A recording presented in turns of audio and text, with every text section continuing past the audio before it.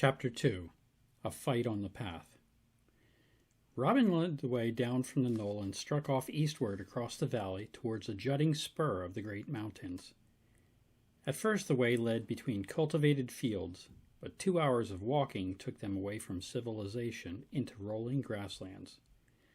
Once they stopped by a small stream long enough to eat some bread and cheese, which Robin carried in a package under his cloak.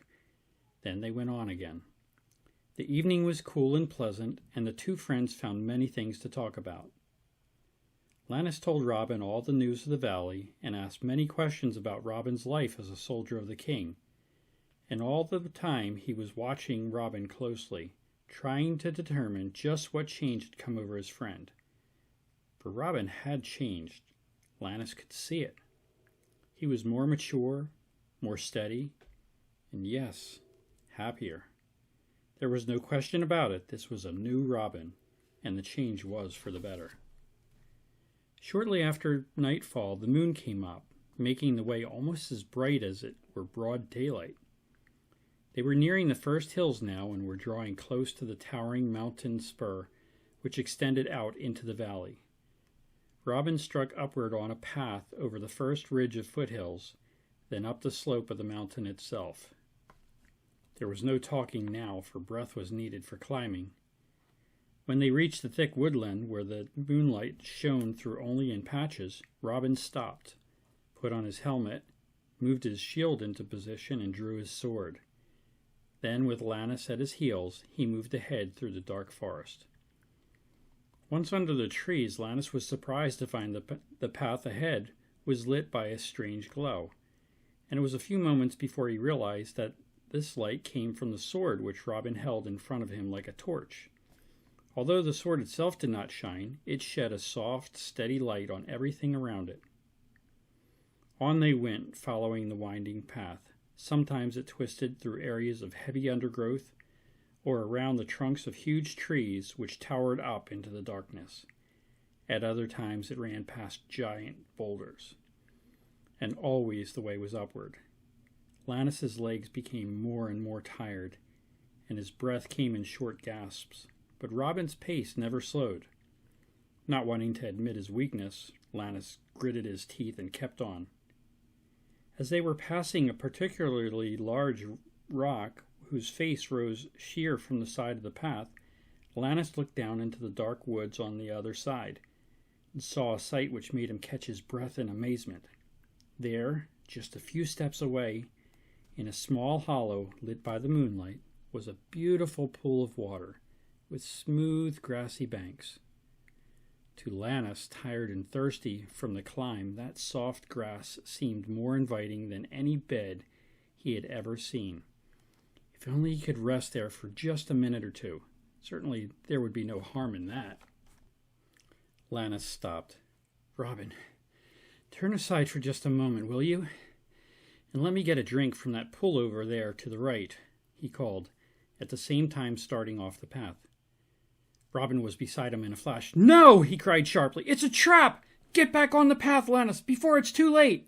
Lannis stopped, undecided, and at the same instant from the dark around them came a high-pitched howling noise as of a high wind. Robin threw himself in front, shouting, "Back, Lannis, back!" Robin raised his sword high, and by its light Lannis saw something dark and shadowy moving in the darkness beneath the trees. He tried to scramble up onto the path again, but the bank broke under him. Then he heard Robin give a ringing shout, "For the king!" and turned to see his friend fighting fiercely against two huge man-like creatures in black armor who slashed at him with their swords. Lannis was no coward.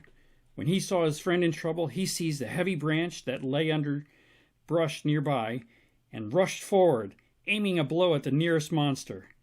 But to his surprise, the club glanced harmlessly off the creature, who did not even appear to notice it.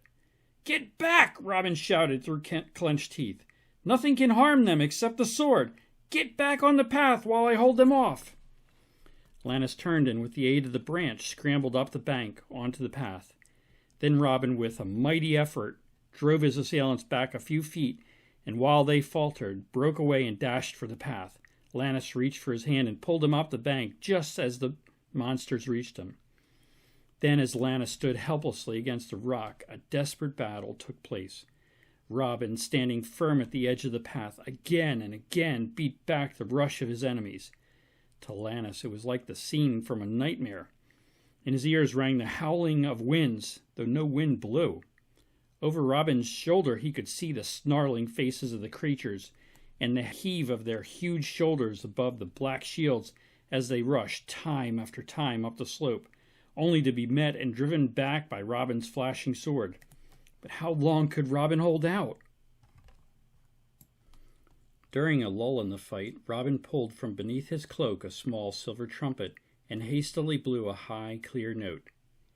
At the sight of the trumpet, the monsters fell back for a moment, then rushed again with renewed fury. After what seemed hours, Lannis heard a far-off answering note.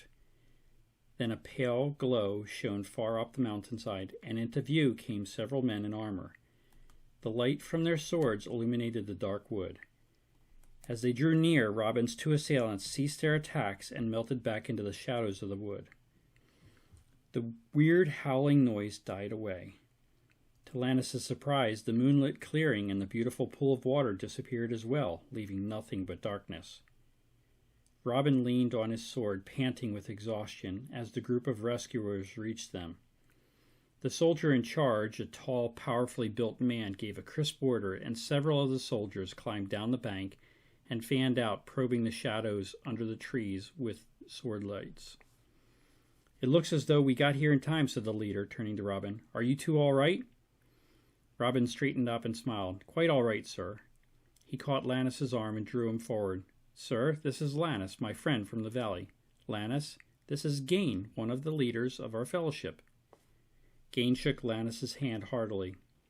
"We came down the slope from the watchtower on the ridge above," he explained, "as soon as we knew you were in difficulty. The enemy has been active of late, and we have been expecting some trouble of this sort." He turned back to Robin. "I see you are rested somewhat, Robin. Let us start for the castle. If we wait here, the evil ones may return with reinforcements." Quickly, the little group formed into marching order and, with Lannis and Robin in the center, moved up the path. A short time later, they came out of the forest onto the open mountain crest. There, along the ridge to the left, was a high stone wall, topped by the towers and battlements of a great castle. Lookouts were apparently awaiting their coming, for as they approached the wall, there were noises from within, and a huge iron-bound gate swung open. As they passed through, the moonlight caused the words of an inscription cut in the stone arch above the gate. Lannis read, "Knock, and it shall be open unto you." While he wondered whether this was another of the king's sayings, the party moved on across a level grassy yard toward the entrance of the castle itself. There, after following Robin through a long corridor, Lannis found himself in a spacious, lit room with a high vaulted ceiling. In the center of this room was a large company of men and women sat around a long wooden table. Robin led Lannis to the head of the table, where a kindly-faced man with white hair rose to meet them. "Greetings, Latta," Robin said respectfully. "This is my friend Lannis, who has come to visit us." "Well done, Robin," said the old man. "You have not failed in your mission. And to you, young man, a welcome to our home. Here are seats for you both at the table. You are probably hungry after your journey." After you have eaten, Lannis, Robin will show you your room for the night." The two lads sat down and ate a hearty meal. The food was different in taste from any that Lannis had ever eaten, but it was very good. Afterward, Robin took him to a small, comfortable bedroom high in the castle. There, in spite of the excitement of the evening, Lannis fell asleep 5 minutes after Robin left him.